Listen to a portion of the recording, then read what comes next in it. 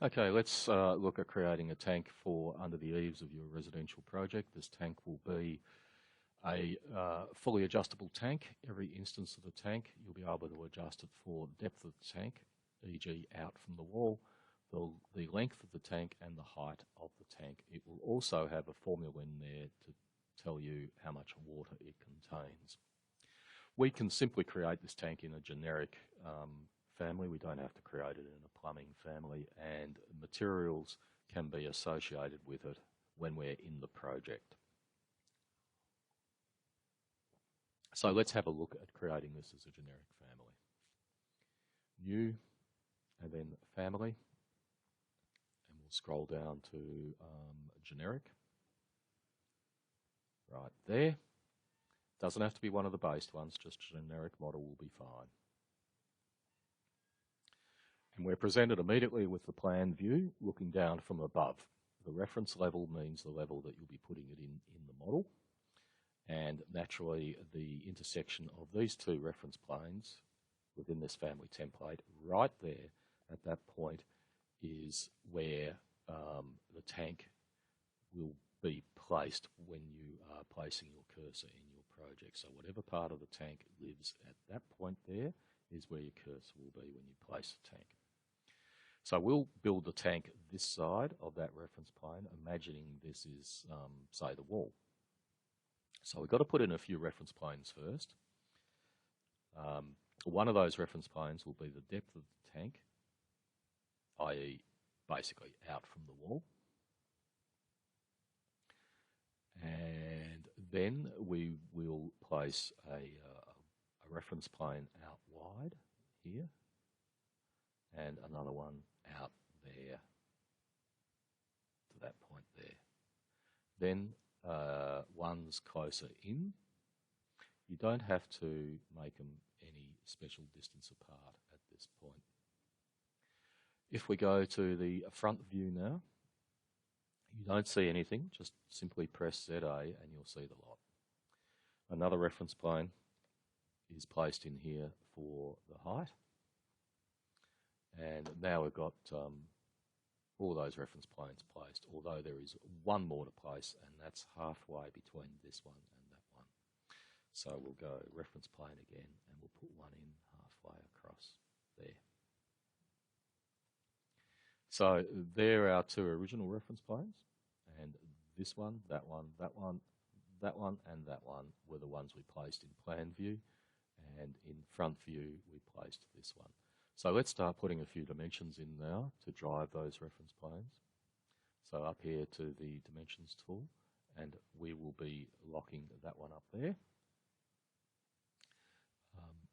and providing a dimension there. Here we will provide dimensions for the depth of the tank from there to there. Now that's for the depth of the tank. We also put an EQ in for this reference plane in the middle, and we'll press the EQ button. Now that means that any distance these reference planes are apart, that one in the middle will be exactly halfway. That one in the middle is actually driving the position of the tank inlet. We apply more dimensions here.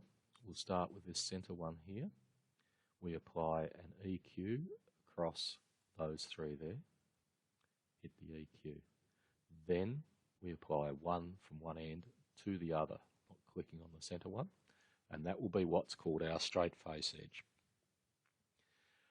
We do the same for the two outside reference planes, so an EQ going from the center to the outside ones, and we'll place that down the bottom for clarity reasons, and then one which goes just from the outside plane to the outside plane, and that will be the overall length.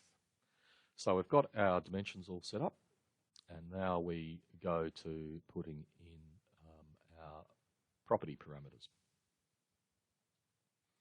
So we'll hit the properties, the family types. We're not making family types here. We're going to make every instance of this tank fully adjustable. Whenever you place this tank in the project, every one of those tanks will be adjustable without changing the others. So we won't make type properties in this case, we'll make instance properties. So we'll create our first one, and our first one will simply be called length. It is an instance property, it is a length parameter, and it will group it under dimensions. So you'll see all this appear up here when I hit the OK. When you see default up here, that automatically means that it's an instance parameter. Again, we'll place our second one, which will be depth. We'll make it an instance. It's still a length, so that's fine. When you type these properties in, just make sure that you type them in all in lowers or uppers, because you'll be using these again in a formula and you have to type them in exactly the same way as you've written them. The next one will be height. And again, that's a length and dimension. We have two more actually. We have one called straight face length. And you'll see where that goes in a moment, but that's also a distance length parameter. And we'll create another parameter called radius. Now, this one is not driven by a dimension anywhere in here, but it's something we have to put in for the sake of creating a formula that informs us about the water volume. This is also a length. Now, they're the 5 that we have to put in. We also have 3 more of other properties to put in. We'll be putting in 2 material properties, one for the body of the tank, and that's an instance. But this time, make sure you change the type of parameter to material. That automatically groups it under materials and finishes, and you'll see this appear when I hit the OK. We will now make a material for the top and bottom, make it an instance parameter. Again, we change this to a material parameter, and we hit OK there. One more to make, which is the water volume one. And if we type in water volume, instance parameter, this time change the type of parameter here to volume. It automatically groups it under something called analysis results, and you'll see that appear there. So they're all our parameters that we need to work with. A few of these will have formulas put in, and then the whole thing will be driven quite easily. So we hit apply and we hit OK. Now let's start to associate our dimensions with their appropriate parameters. This one here, we will associate with the parameter called straight, straight face length. You can either do that up here at that label or across here on the pull down list, whichever way suits you. So straight face length goes to there. This one, not the EQ, but this one here, is the depth of the tank. So we'll put this to that one there. And this one here we associate to length of tank. So they're the 3 that we have to associate in plan view. Straight face, length, and depth there. Now we go to the front elevation, and this one we associate to the height of the tank. Now let's start to drive these. We do something called flexing, and every stage of the family creation, it's a good idea to flex the whole thing, because it's not all that good to get to the end of the family, then find out it all gets broken and you don't know why it's breaking. So all the way through your creation at the moment, we're just making the bones, the reference planes, and we're driving them by parameters. Let's flex those parameters to make sure that they're doing the right thing. This one is the height parameter. So I'll just type another height in there and hit apply. Yes, that works. Now we come back to the plan view, and we will flex these again, and the depth,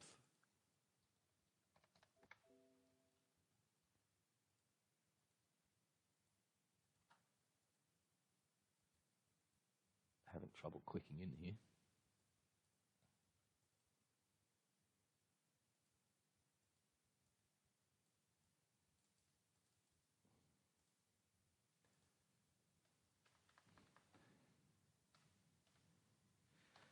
550. Yes, that worked, and it also took that center reference plane on an EQ in with it, so that's good. Straight face length. Yes, and that drove both of those equally distant. That one and that one equally distant from the center. And our length one here, I'll give that a test. And you see how it only drove one of these in? There's a good example of a breakage of the parameters. And I know why that happened is that when I set this EQ in for these, I didn't actually press the EQ. So hit the EQ, and now they're driving as they should, like that. So all the parameters are driving, and that was a good example to show you about why you flex things at every stage. So let's create the profile now. This tank will be a hollow tank. It'll have a wall, as far as our model's concerned, of 2 mil. The real wall's only about 0.65 base metal thickness, I think. But we'll make it 2 mil for the sake of a bit of solidity in the model, and Revit often does not like tiny figures. So it will be an extrusion up from the reference level, and it will be locked in to the back, the front, and what will be equivalent to the ends, and then also the height that you'll see from the front elevation. So off we go to create, and we create a solid extrusion, and we come into sketch mode. Hit the pick line function, and we will pick that center main one there, and when we pick it, we hit the lock. Then we pick that one and hit the lock. Now we go to what's called the start end radius arc, because this tank's got circular ends to it. And we come down this reference plane here, the straight face length reference plane, and we'll click on that to that, and just let it come out and snap to a perfect half circle. Don't have to hit any locks for these. There to there, and bring it out to the half circle. Now we come to our trim tool, and we will trim that to there, that to there, that to there, whoops, missed, and that one to there. What we've got now, if we hit the tick, is a solid mass, which would be extruded upwards for a distance of 250 millimeters from the base level. We're actually going to make a hollow tank, so we have to offset these lines. And that's a simple process of using your offset tool up here, OF. We will make it an offset of 2 millimeters, and we'll make it a copy. And if you hover near that one, you'll see that it's wanting to infer to offset it inwards, not outwards. So make sure it's on the inwards. I'll zoom in and show you that, see? So we'll zoom out a bit. I hover near it. Now I could click this one on its own, but quickly what you do is you just hit the tab. It selects all connected lines. In other words, the whole distance around the tank, and now I can hit click.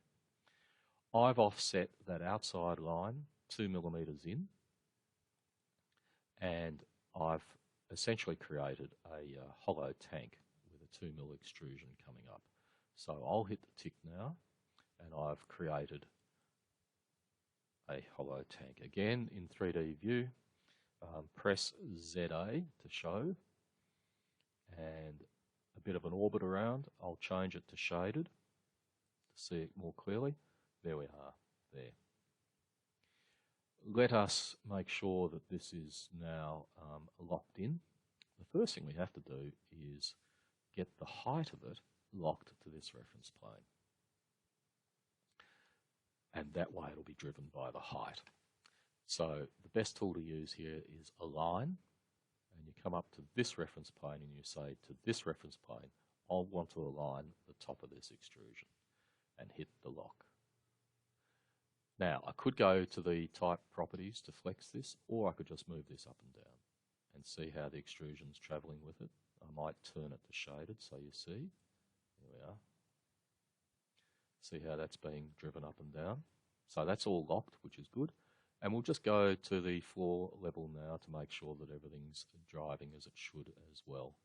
So this time we'll go to the type properties again, and we'll flex those. So the depth will change to 600 to see. Yes, that's good, the extrusion changed. The straight face length will change and see whether, yes. Now, not only did it bring the straight edge in here, it brought in the arcs with it because they locked in when we made them. So everything's driving quite well. At the moment, this length figure here is not driving anything. That's actually used during the formula creation. Our next step here is to apply the top surface of the tank and the bottom surface of the tank. Those will be 2 mil as well, and they will be 2 different extrusions. I'm going to do this in 3D view so you get to see how you can change work planes in 3D view. So off we go to 3D. We've got our hollow tank now, and we have to put a top on it, and that will be a flat top, and it will extrude downwards into the tank 2 millimeters, but the top face of it will be equal with the top here. The same with the bottom, it'll have a 2 mil face, extruding up into the tank 2 mil. However, if we go to create here and we show the work plane that's currently set to 3D view, we'll see that the work plane is a vertical work plane. That means anything we create would extrude that way or that way, through it, that way. We actually want to create an extrusion that goes up and down. So the first step here is to set the work plane in 3D view in order to create our extrusion correctly in the right direction. So we'll go to set here, and we'll pick a plane, and we hit OK, and we'll go zoom in, and we just pick that top plane of the extrusion, and the work plane automatically changes to that. That's showing us the work plane that any extrusion will be created on. So now we're set with that. That's cool, and we can turn off the show. We can go to the top function of this now in order to start creating our plate at the top that goes the full length of the tank. That again will be an extrusion.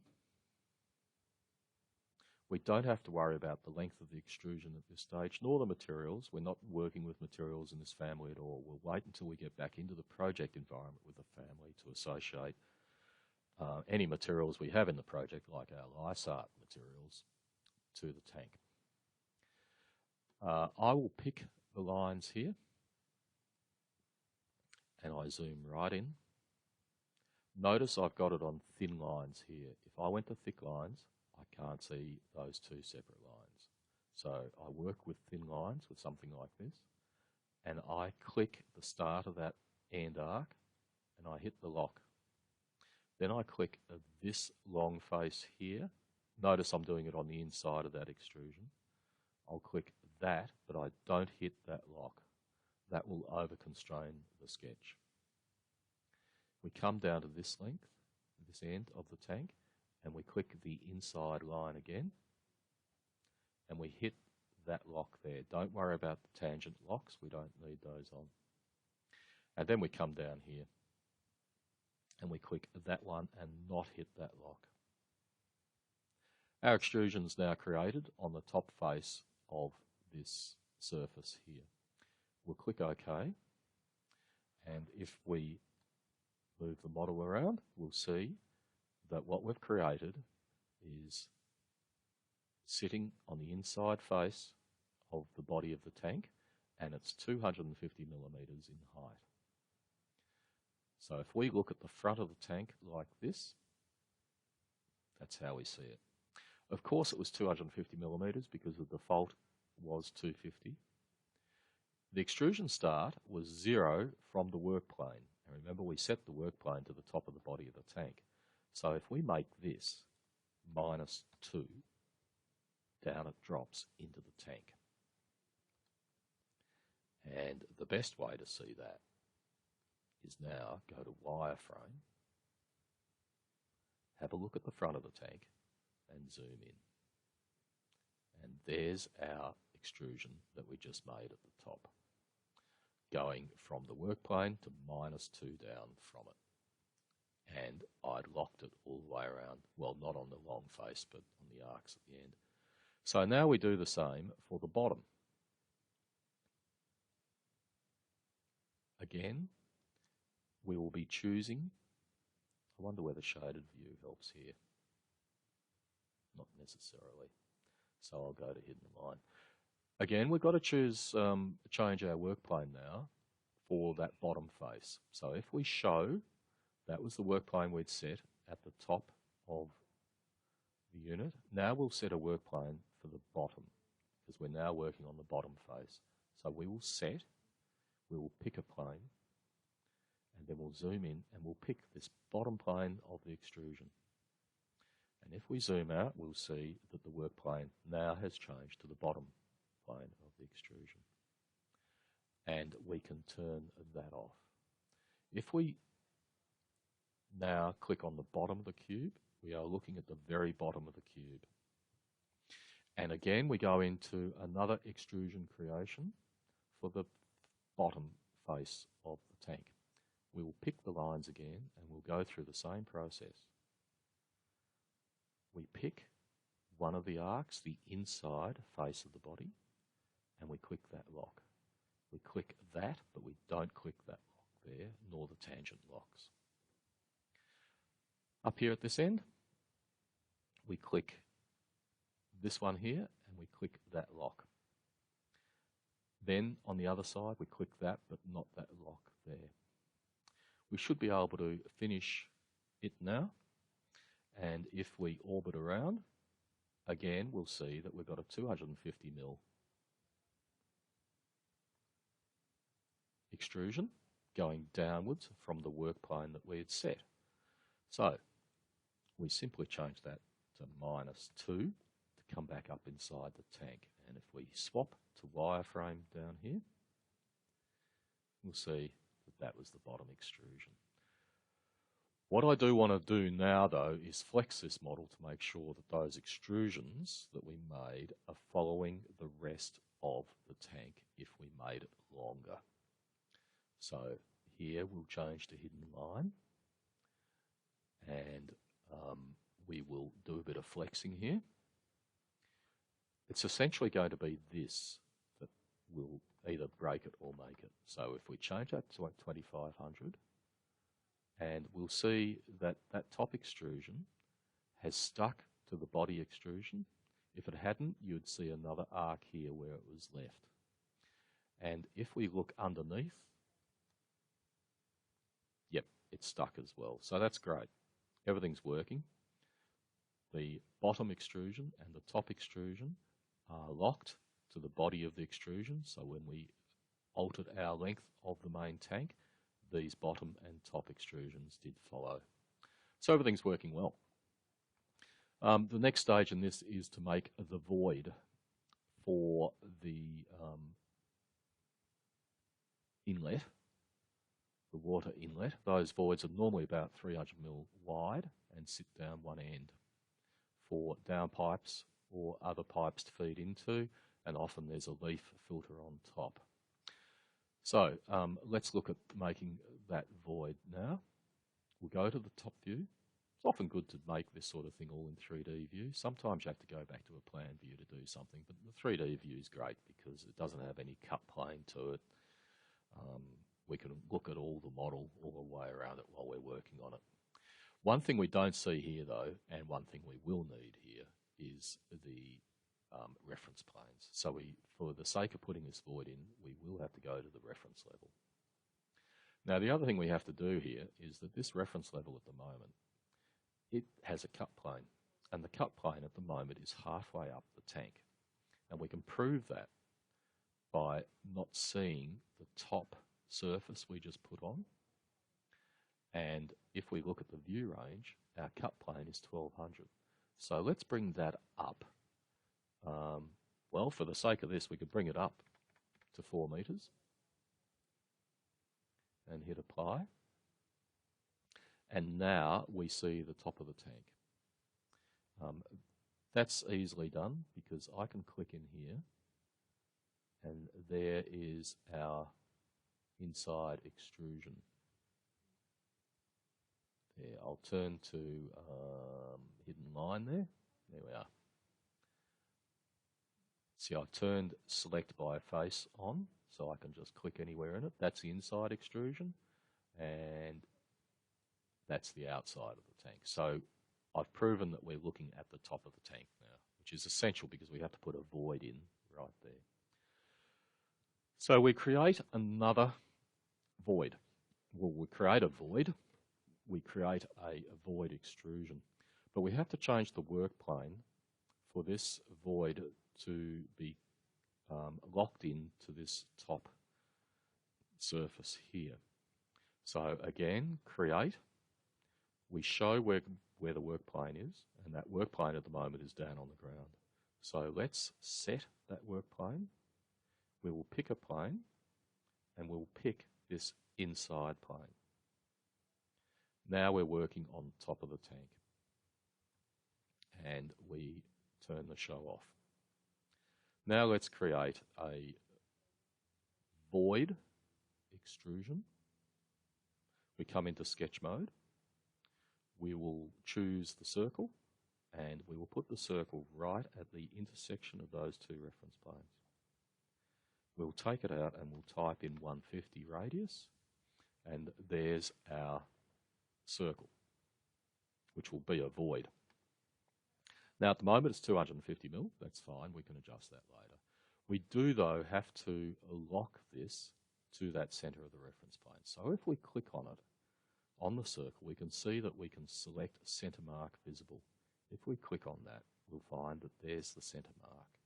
And we just do an align to that reference plane of that, and lock, and then to that reference plane, that, and lock. What we've done there is we've locked this circular void to the intersection of those two reference planes. So no matter how they move, that void will move with them.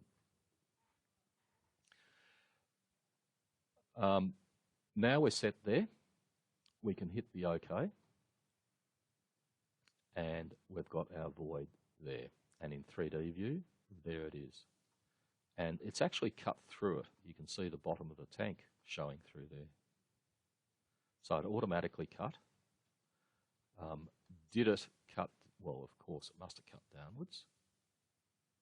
And if we select the void, you can hover near it. There's the void going down into the tank. We only really need to make that void. Well, let's make it 3 mil to make sure it cuts all the way through the 2 mil. And there it is there. So there's the void created, which is great. And if we go to the reference level now, let's drive it a bit to make sure, and I'll turn this to shaded view. Let's drive this to make sure that everything's working well. So we flex the model again. The one that will change this is the straight face length. Yes, you see how that void followed in according to these reference planes, and the depth as well. Let's change the depth to make sure that yes, the void works with that as well. So that's great. Void's all locked, everything's all locked, everything's flexing fine. We now get into our formulas area. We've made the family. We won't apply materials. We wait till we get back into the project to apply materials to this. Hey, at this stage, why don't you save it as a family? Because you're going to need it. And there's been a lot of work. I'll just change the name because I've already made this a couple of times. And we'll hit save. I put it in to a section of my families called plumbing, tanks, etc. underneath a folder called created. And I save water tank too. Now we get into some formula creation. So I'll park that down there. And we open up our family types.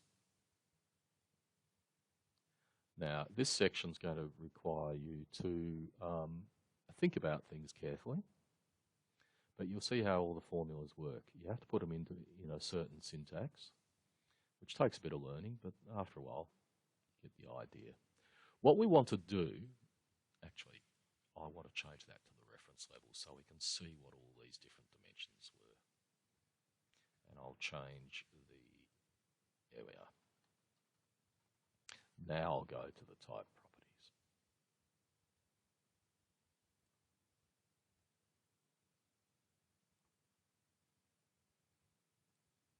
Right.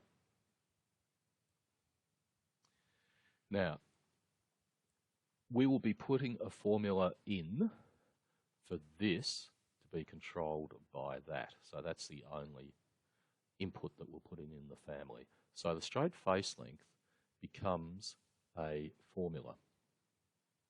And the way these arcs work, because they're perfectly circular, it means that the length of this will be that minus the depth. I'll leave you to work out why that works, but it does. So after the equal sign, type in exactly as you've got it written there, length minus depth. Immediately that goes grey because it's something that is now controlled by something else. And if we type in length here, which is this one,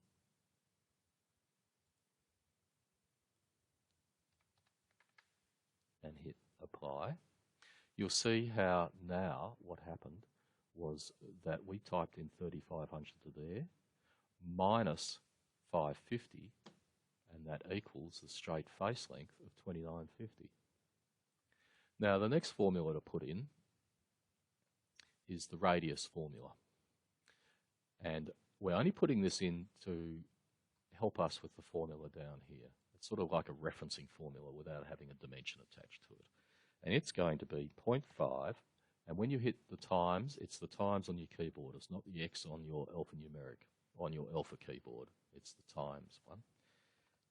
And then we put 0.5 times depth, and we hit apply. Now nothing changes because this wasn't being driven by a dimension. But we're looking at this radius here. Now,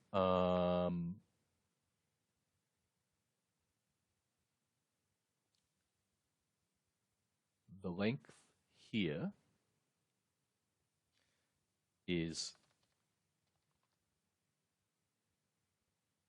straight face length plus depth. I don't need to put that one in. Only those two will be fine there. Now for the water volume,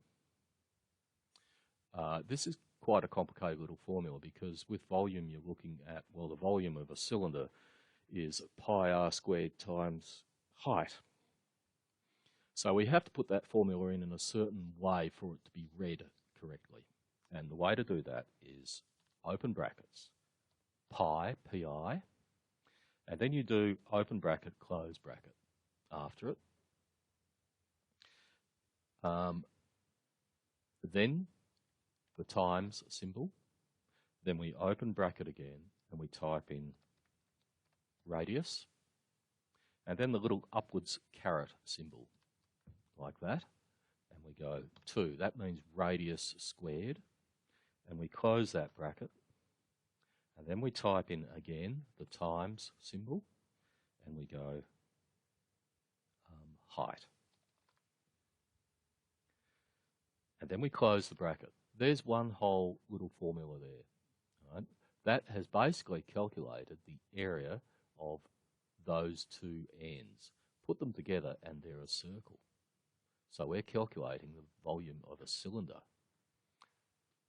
Pi r squared times h.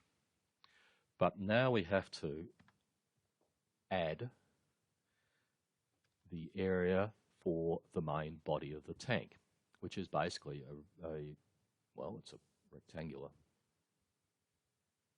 volume. So in this case, that will be straight how did I put it? Straight face length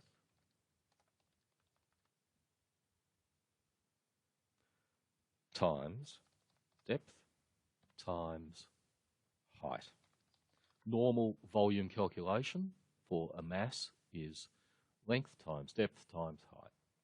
And we close the brackets there.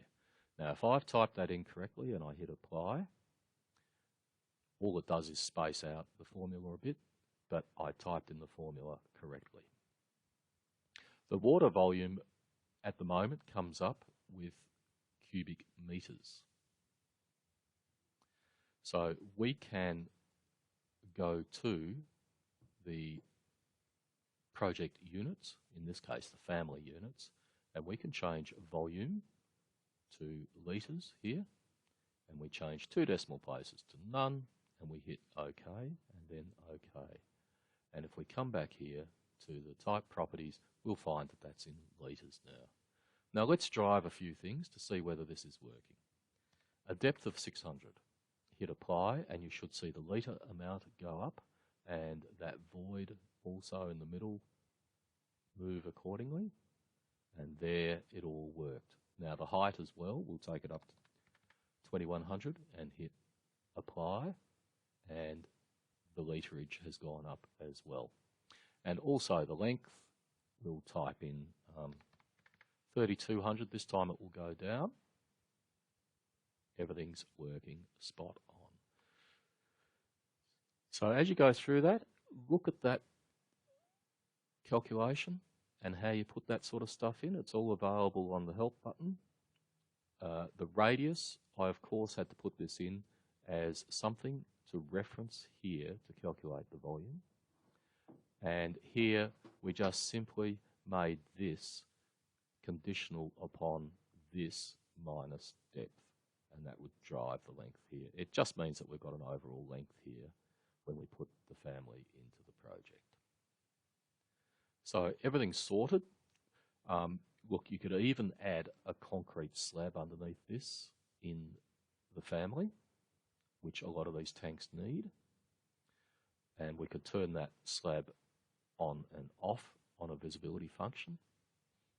That's quite an easy thing to add into the family, but I'd rather just leave this family as it is now. There's our final creation there. We've got a hole in the tank. There it is there. And we hit the save to save it to our computer, and then we load it into the project. I've come into a sheet view, therefore it won't appear in that view, and I just have to go to maybe ground floor. That's our old one. I'll delete that.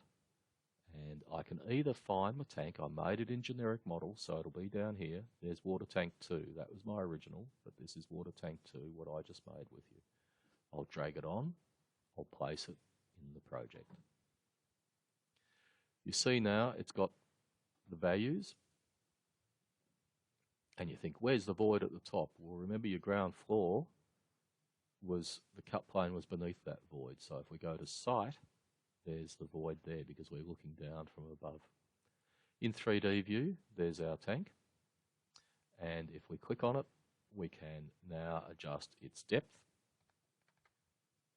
there and its height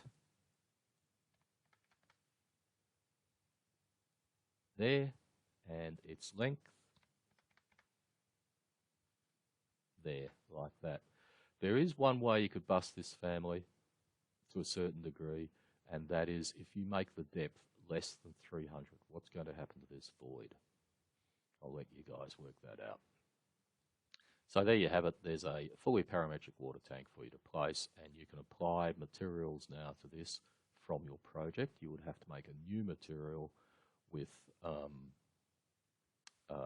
corrugated sheeting horizontal. So you'll be creating a new material and a new asset to do that. But there's your water tank.